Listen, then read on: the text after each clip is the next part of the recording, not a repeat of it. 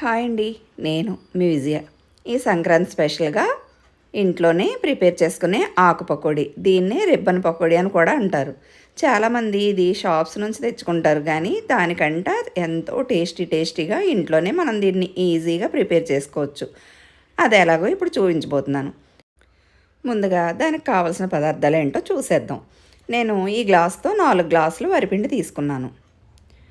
ఈ 4 గ్లాసుల వరిపిండికి అదే గ్లాస్తో 1 గ్లాసు పుట్నాల పప్పు, దాన్ని వేపుడు శనగపప్పు అని కూడా అంటారు కదా, దాన్ని తీసుకుని దాన్ని కూడా మెత్తగా మిక్సీ పట్టుకుని ఇందులో కలుపుకోవాలి. 4 గ్లాసులకి 1 గ్లాసు పుట్నాల పప్పు పొడి అన్నమాటగా. ఇదిగో ఈ గ్లాస్తో గ్లాసుడు పుట్నాల పప్పు తీసుకుని దాన్ని ఇలా మెత్తగా మిక్సీ పట్టుకుని ఈ పిండిలో కలుపుకోవాలి. ఇప్పుడు ఈ పిండి వేసిన తర్వాత 1 స్పూను వాము, 1 స్పూను జీలకర్ర బాగా నలిచి వేసుకోవాలి.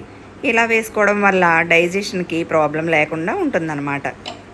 ఇవి చాలా ఇష్టంగా ఉండి పిల్లలు ఎక్కువగా తింటూ ఉంటారు కదా, వాళ్ళకి డైజెషన్ ప్రాబ్లమ్స్ లేకుండా ఉండడం కోసం కొద్దిగా వాము, కొద్దిగా జీలకర్ర ఇలా క్రష్ చేసి వేసుకుంటే మంచి సువాసన వస్తుంది.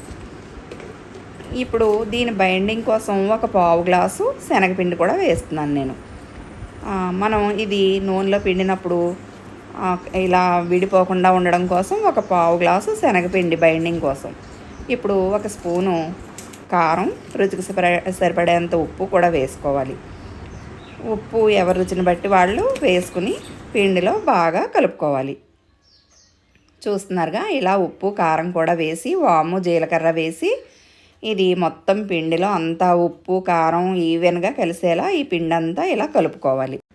ఇప్పుడు ఒక మిక్సీ జార్లో 4 పచ్చిమిర్చి, 1 అంగుళం ముక్క అల్లం ముక్క, కొద్దిగా కరివేపాకు, జీలకర్ర బాగా ఈవెన్గా మిక్సీ పట్టుకుని మెత్తగా ఈ పిండిలో కలుపుకోవాలి. ఇప్పుడు ఇలా వేడి చేసిన ఆయిల్ని ఇందులో 4-5 స్పూన్ల ఆయిల్ని ఇలా వేడి చేసి బాగా వేడి ఆయిల్ని ఇలా పిండిలో వేసి ఈ పిండంతా బాగా ఈ ఆయిలు ఈ పేస్టు కలిసేలా బాగా కలుపుకోవాలి.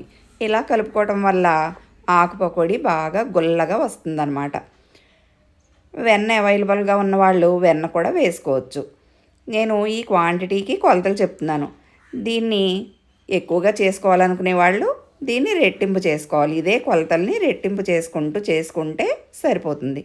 చూస్తున్నారుగా, వేడిగా మరిగించిన 4-5 స్పూన్ల ఆయిల్ని ఇలా పిండిలో వేసి ఇలా మొత్తం పిండి అంతా కలిసేలా కలుపుకోవాలి. ఇలా కలిపిన తర్వాత మనం పిండిని ఇలా ముద్ద చేస్తే ముద్దగా అయ్యి గుల్లగా ఉన్నట్టుగా ఉండాలి. చూస్తున్నారుగా, ఇలా పిండి అంతా కలుపుకొని అదిగో అలా ముద్ద చేస్తే ముద్ద అవ్వాలి. ఇలా నొక్కగానే విడిపోయి పొడిగా అయిపోవాలి. ఇలా అయితే ఇది కరెక్ట్ కన్సిస్టెన్సీలో ఉన్నట్టు.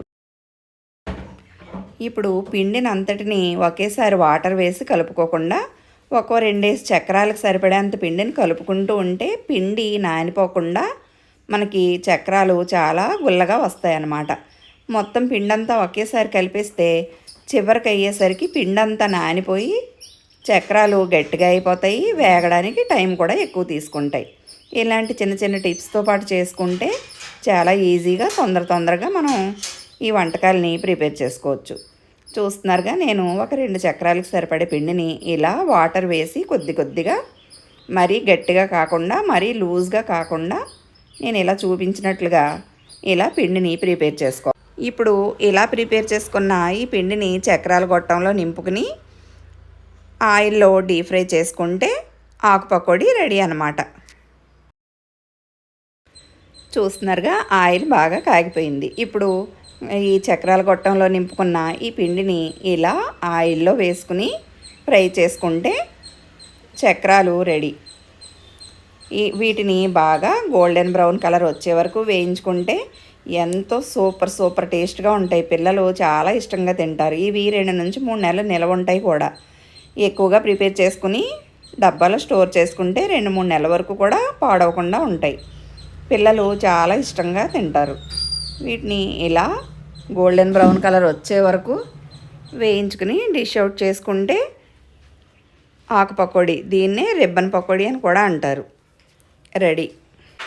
వేసిన వెంటనే వేయించేయకుండా అలా 1 నిమిషం పాటు నూనెలో గట్టిపడే వరకు కదపకుండా ఉంచితే ఇది బాగా వేగుతుంది. ముందే కదిపేస్తే సరిగా వేగకుండా టేస్ట్లెస్గా అయిపోతుంది. కాబట్టి జాగ్రత్తగా వేయించుకోవాలి. ఇలా మొత్తం పిండినంతటిని జాగ్రత్తగా ఇలా ఆకుపకోడిగా పిండుకుని వేయించుకుని పక్కకు తీసుకుంటే ఎంతో ఈజీగా ఆకుపకోడి అదే రిబ్బన్ పకోడీ రెడీ అన్నమాట. చూస్తున్నారుగా రిబ్బన్ పకోడీ, దీన్నే ఆకు పకోడీ అని కూడా అంటారు. కరివేపాకు, జీలకర్ర, అల్లం వేసి ఇలా ఎంతో హెల్తీగా మనం ఇంట్లోనే దీన్ని ఈజీగా ప్రిపేర్ చేసుకోవచ్చు. నా వీడియో మొత్తం చూసి నచ్చితే లైక్ చేసి, షేర్ చేసి, సబ్స్క్రైబ్ చేసుకోండి. ఈ వంట మీరు చేసుకుని ఎలా వచ్చిందో కామెంట్ బాక్స్లో కామెంట్ కూడా చేయండి. థ్యాంక్ యూ అండి.